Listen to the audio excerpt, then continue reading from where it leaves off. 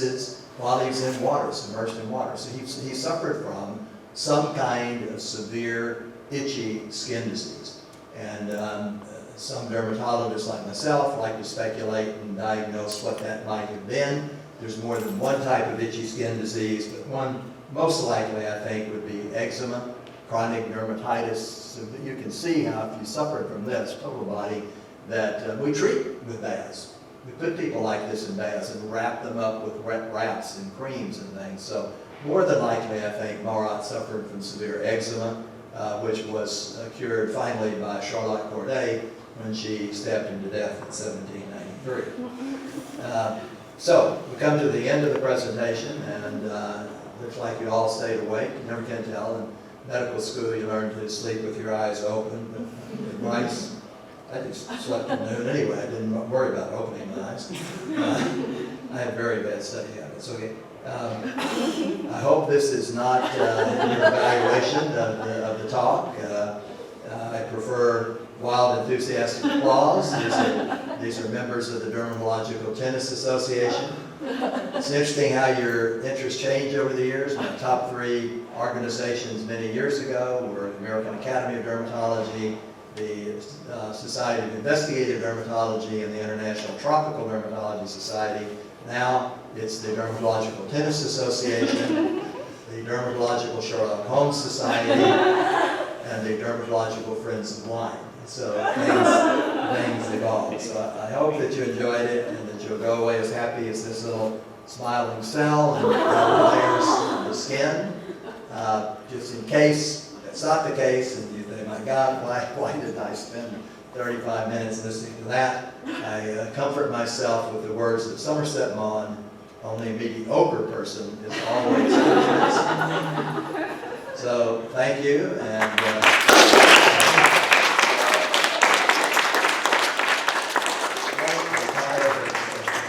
questions at all for me? Yes. I want to comment sort of between your ask the questions, not comments.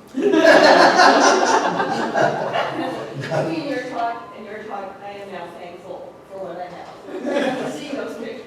Yes. Seriously. But I just wanted to ask you a question about AIDS, which has often been called, the contemporary epidemic, contemporary plague. Right. Have you had any comments or new imagery that you would put into it? Right. A number of years ago, I was invited to give a talk at a meeting on Kauai and the Hawaiian Islands, for a program called Epidemics, Pandemics, and Mass Hysteria, from Antiquity to AIDS. The keynote speech was by Albert Sabin, talking about the polio epidemic. I was asked to talk about the history of syphilis.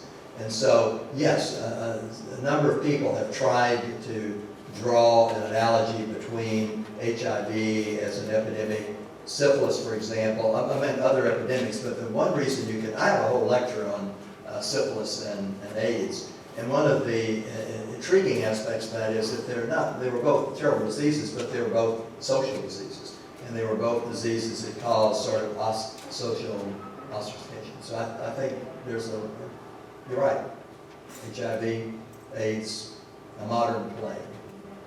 Yeah, I recently interviewed a woman for the Foundation for the History of Women in Medicine who worked for the CDC on some of the early studies of AIDS, and she became really, really emotional when she was recalling that period and the degree of isolation that those patients were subjected to, the ostracism. Oh yes, well you remember initially it was people from Haiti and drug addicts and gay people.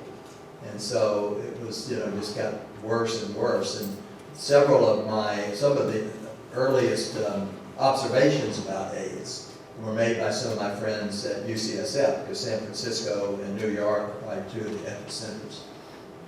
So, okay, well, usually there are not a lot of questions on my lecture because they're so clear and so concise. Okay, thank you.